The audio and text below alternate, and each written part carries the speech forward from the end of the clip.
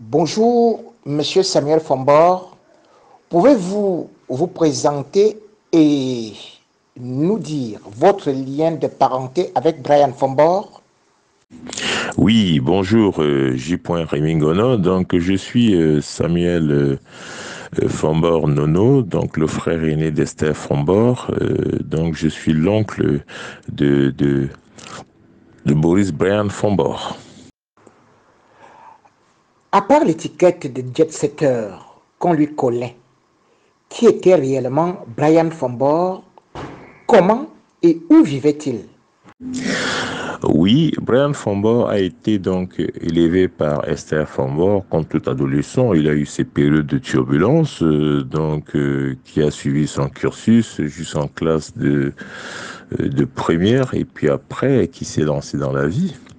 Jet setter, je sais pas ce que ça veut dire. Maintenant, après, c'est vrai qu'au Cameroun, les gens aiment bien donner des noms. Bon, ils avaient une bande d'amis, une bande joyeuse d'amis. Il a tous ses copains avec qui il aimait faire la fête.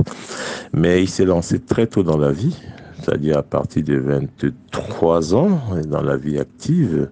Donc, il menait un tout petit peu ses affaires, c'était un marché, et puis voilà. Par contre, c'est vrai que il n'a pas eu un cursus comme certains ont pu le prétendre, genre un cursus universitaire, parce qu'il a arrêté ses études assez tôt et il s'est lancé dans la vie active. Ça, c'était son choix. C'est pas faute de d'avoir conseillé ou d'avoir demandé qu'il continue. Donc, c'était un choix. Et puis, la vie, hein, comme on dit, on réussit. Quand on se met à faire une activité, on réussit ou pas. Voilà, il était bien parti pour réussir dans sa vie, autonome, indépendant, il vivait chez lui. Comment et par qui avez-vous appris son assassinat? Le jour de son assassinat, je l'ai appris tout simplement par appel WhatsApp et par des multiples messages. Donc, il devait être 2 heures, 3 heures du matin. Donc, j'ai reçu des messages du Cameroun m'indiquant que Boris avait été assassiné. Et puis, le lendemain, donc, j'ai encore ça un peu en mémoire. Le lendemain, donc, j'ai essayé d'appeler donc ma sœur qui m'a un peu décrit ce qui s'est passé, qui m'a envoyé quelques images euh, violente, hein, de la scène du crime. Et voilà, donc je l'ai appris par appel au niveau de la famille. Voilà, tout simplement.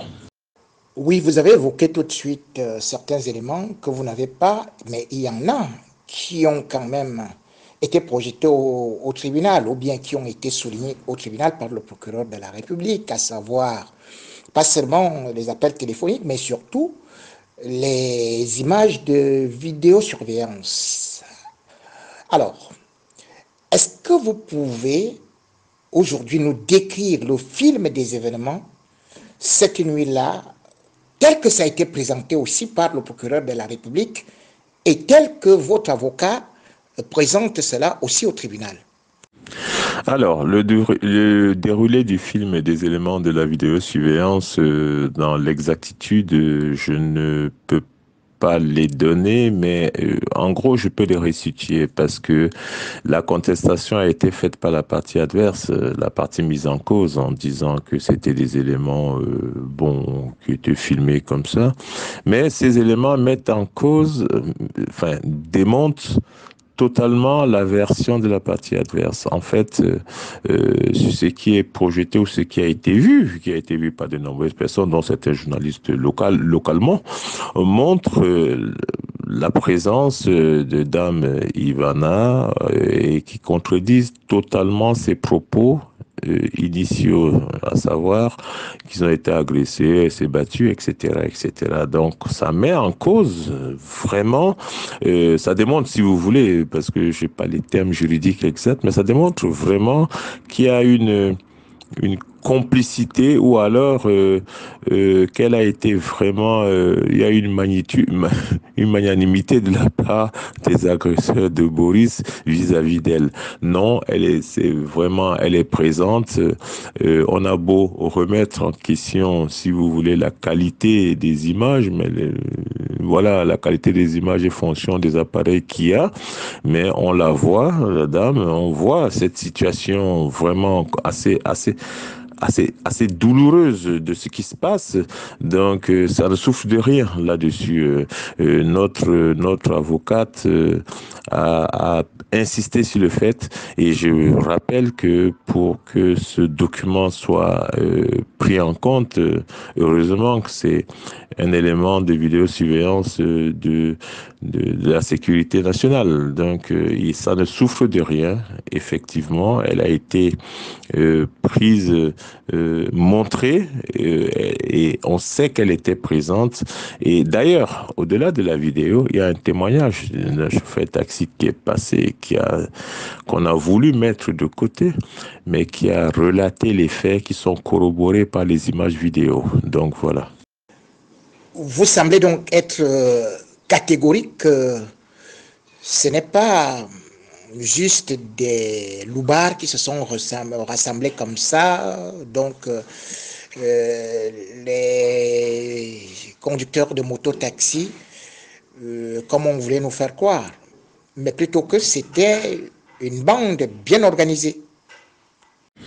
Écoutez, quand on regarde, quand on a fait l'autopsie, ou on a vu l'aplomb avec lequel ça a été mené, on peut pas penser, on ne penserait nulle part que ce soit des loupards qui aient pu le faire. Déjà, les loupards, pour le faire, ils vous dépossèdent de ce que vous avez, soit de l'argent, soit de vos bijoux, soit de vos téléphones. Ça n'a aucunement été le cas. Donc, non, non, c'est quelque chose qui a été fait avec des gens qui maîtrisent très bien, c'est-à-dire qui ont une dextérité ou un aplomb, si vous voulez, dans le mauvais sens, pour exécuter ce type de basse besogne. Et quand on sait que ça existe pour des modiques sommes au Cameroun, demander à exécuter quelqu'un, oui, mais j'en suis pas surpris. Je vous dirais en passant que le dimanche ou le lundi, j'ai fait vérifier donc par des systèmes de Fallet,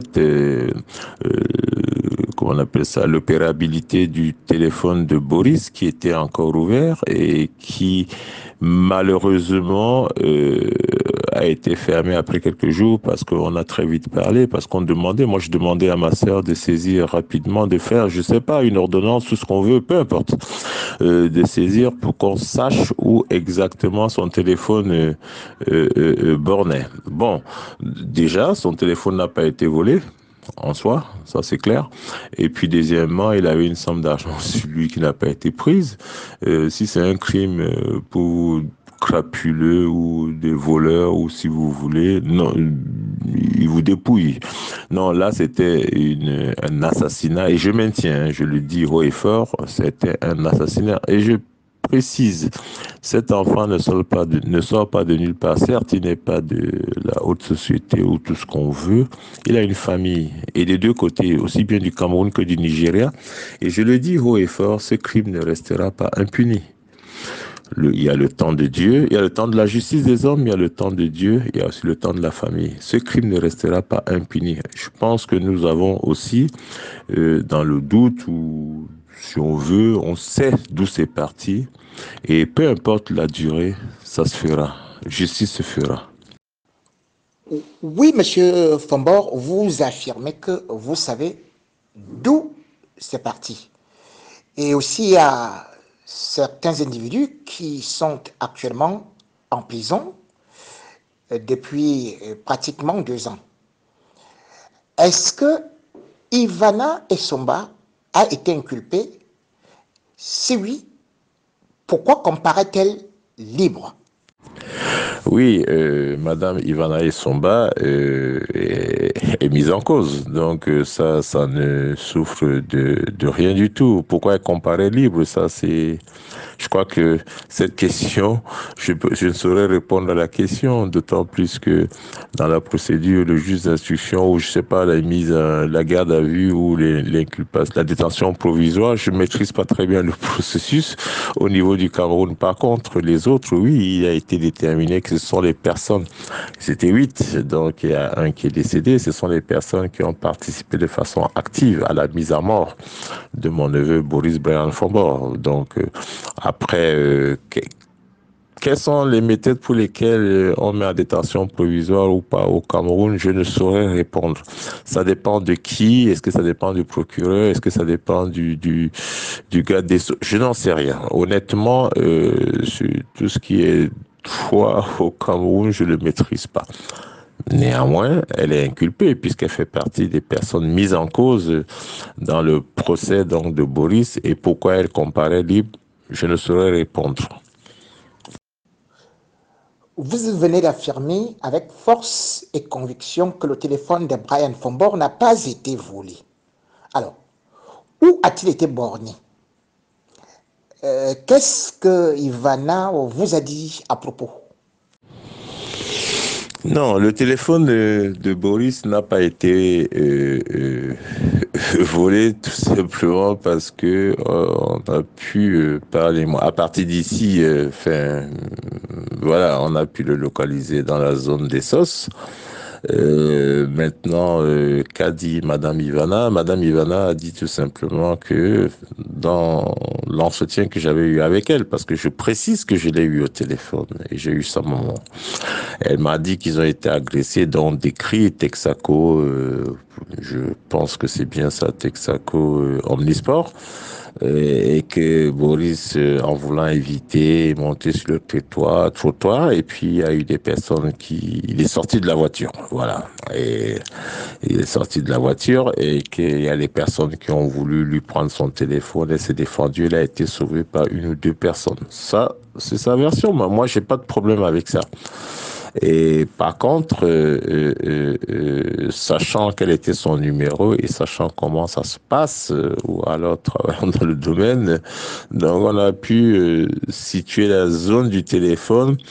Mais vous savez très bien que je suis nous, on n'est pas de la police ou de la gendarmerie avec les logiciels bien précis qui peuvent nous définir dans la triangulation la zone précise, donc où était le téléphone.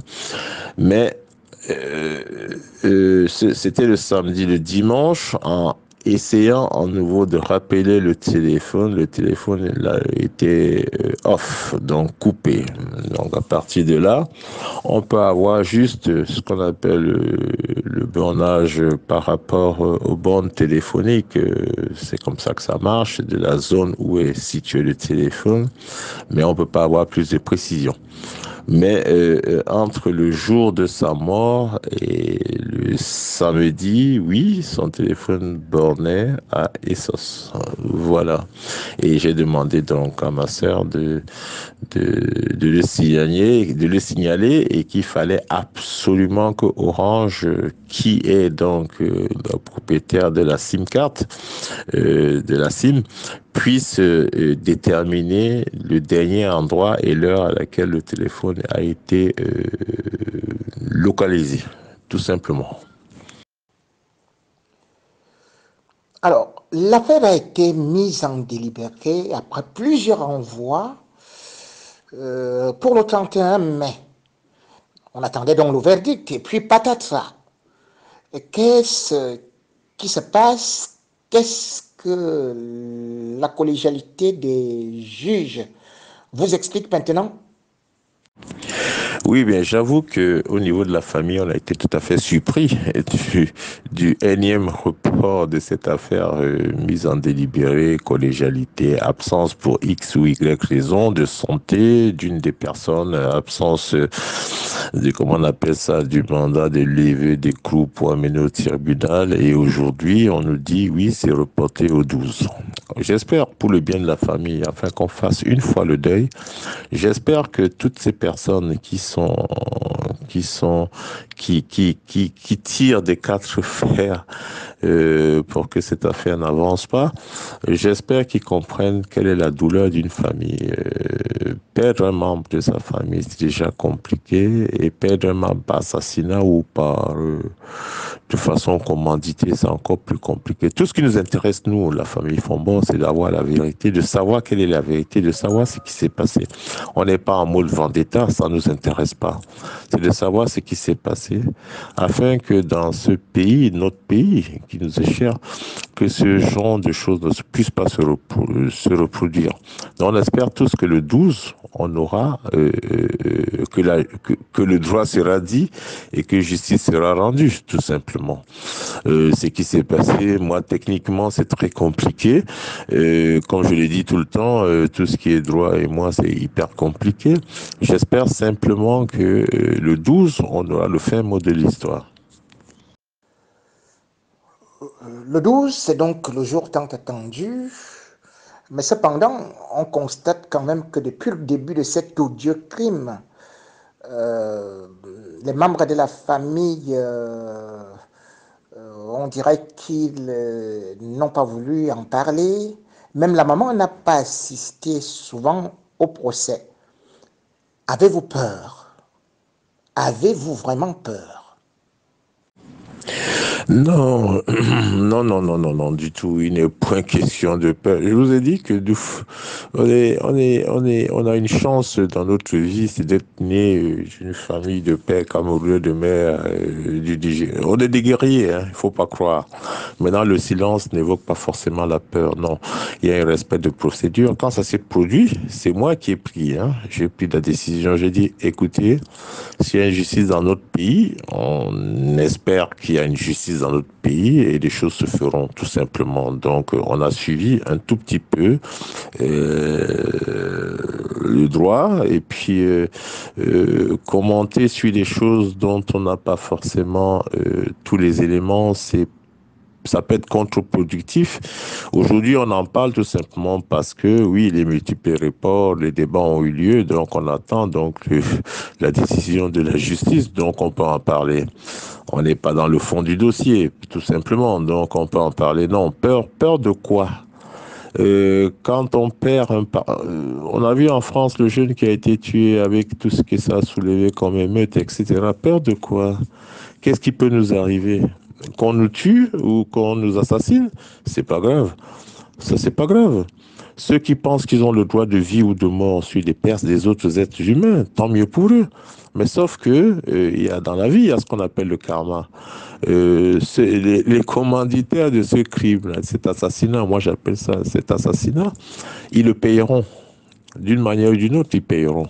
Je veux dire que moi, j'ai pas de sang dans la main. La famille Fombo n'a pas de sang dans la main. Mon père a servi le Cameroun, il était à l'armée camerounaise. D'abord l'armée nigériane et l'armée camerounaise. Donc, on n'a pas de problème à ce niveau-là. On dit simplement que la justice soit faite, c'est tout. Maintenant, non, on n'a pas eu peur, on a essayé d'être tout simplement calme, de respecter un tout petit peu le temps de la justice. Et aujourd'hui, c'est le temps de la communication. Donc, on rentre dans ce domaine-là. Aujourd'hui, c'est le temps de la communication. Il n'y a pas eu de peur, il n'y a pas eu de haine, il n'y a pas eu de violence. On a agressé personne. On écoute, on lit, comme tout le monde. Bon, il y a des faits qui sont pas vrais, mais c'est pas grave, on n'a pas réagi. Mais aujourd'hui, c'est le temps de la communication. On essaie d'apporter des éléments vrais par rapport à ce qui a pu se produire ou ce qui a existé, tout simplement. Voilà. Non, non, il n'y a pas eu de peur. Et je le maintiens. Et peur de quoi? Par rapport à quoi? Donc voilà. Ah oui, vous n'avez pas peur. Et certaines langues soutiennent d'ailleurs que Brian était proche de Frank Dia et même que sa maman, aurait des liens d'amitié avec Chantal Biya. Qu'en est-il exactement? La présidence de la République ne vous a-t-elle pas aidé? N'est-elle pas intervenue? Oh, waouh, écoutez, monsieur Rémy Ngono, me dire que Brian est proche de Franck Biya, déjà, l'écart d'âge fait, enfin, proche, je sais pas à quel niveau, maintenant, après, non, ça m'étonnerait, mais bon, et que la maman est aidée par Madame Chantal Biya, non. En fait, le crime, ce qui s'est passé a tellement choqué les gens, et puis ils connaissaient du monde, et puis c'est vrai qu'en connaissant du monde, probablement, peut-être dans le milieu ou dans ces milieux-là, les enfants qui l'ont connu, parce que Brian, il a grandi à Yaoundé, hein, il a fait l'école à Bastos, etc., etc. Donc, probablement que c'est un de ces ses amis choqués ont dû en parler à leurs parents qui ont réagi. Non, non, non. Après, le reste, après, c'est comme une espèce d'histoire qu'on veut tisser autour. Non. Euh, Boris avait ses amis, probablement il connaissait certaines autres personnes. Comme vous avez dit vous-même, la jet set, bon, peut-être c'est des enfants de Yaoundé qui se filment un peu partout, etc. Donc ils connaissent du monde. Par contre, être proche de... Alors là, ça, à titre personnel, j'en doute. Maintenant, après, why not? Pourquoi pas? Mais que Esther est proche de Chantal, non, je ne le pense pas, à moins que je ne sois pas dans les secrets des ordres de la République. Non, ça m'étonnerait. Voilà. Pour terminer l'entretien, au regard de ces zigzags de la justice camerounaise, êtes-vous confiant? Quelle idée avez-vous actuellement de la justice camerounaise? Et puis, quel est votre dernier mot? Oui, oui, je suis confiant. Je crois en la justice du Cameroun jusqu'à preuve du contraire. C'est vrai, comme on dit, dans toute justice, rien n'est parfait. Il y a souvent des erreurs judiciaires, il y a tout ce qu'on veut. On le voit un peu partout dans le monde entier.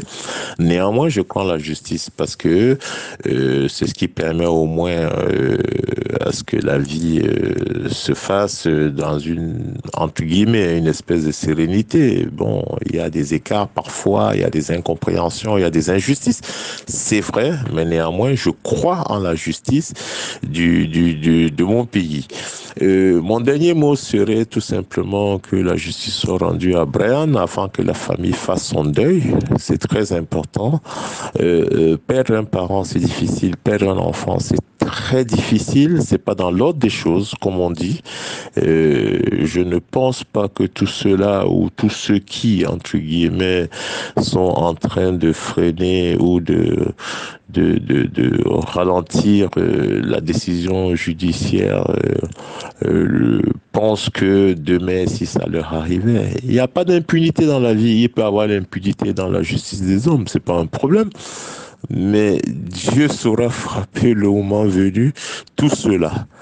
Et j'espère tout simplement que même sa sentence sera beaucoup plus forte que la justice des hommes. Ça, je préfère le dire. C'est une malédiction, je le dis aujourd'hui, je le pense.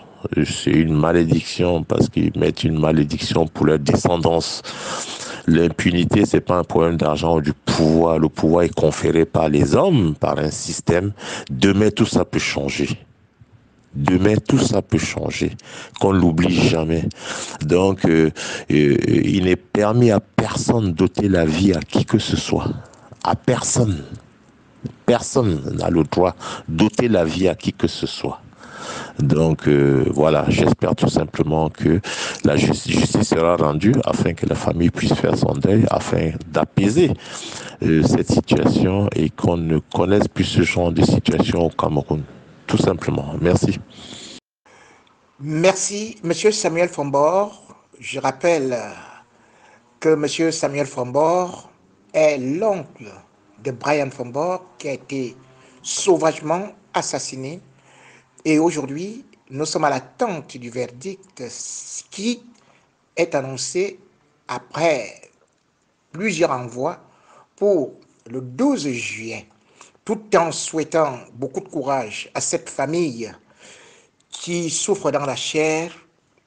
Nous remercions M. Samuel Fombor de nous avoir accordé cette interview et de nous avoir éclairés. Merci, au revoir.